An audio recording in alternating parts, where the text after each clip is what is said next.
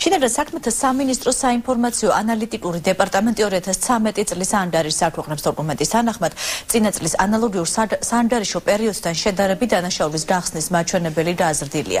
ეს მაჩვენებელი იანვარ-მარტის პერიოდისთვის 4%-ითაა დაზრდილი, ბოლო 2 წლის განმავლობაში კი კრიმინალური ელემენტების დააქტიურების ტენდენცია შეინიშნება, მხოლოდ შეწყვეტილი სისხლის სამართლის საქმეთა ხვედრითი წილი, რომელიც ადრინდელ ანდარიში არ ხვდებოდა, მიმდინარე წლის მონაცემებში უკვე აღირიცხება და საშუალოდ რეგისტრირებული მონაცემების 5-6%-ს წარმოადგენს.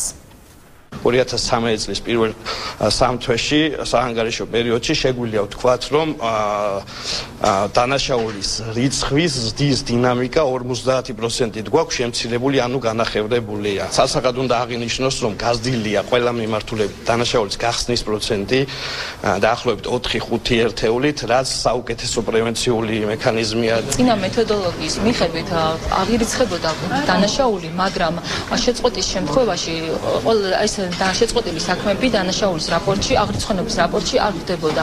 ხოლო ახალი მეთოდოლოგიის მიხედვით ისეთი საქმეები, ისეთი დანაშაულები და ფაქტები, რომელიც დანაშაულს არ გამორიცხავენ, მაგრამ წყდება საპროცესო მოქმედებების შედეგად, ეს ახალ რაპორტში აღირიცხება.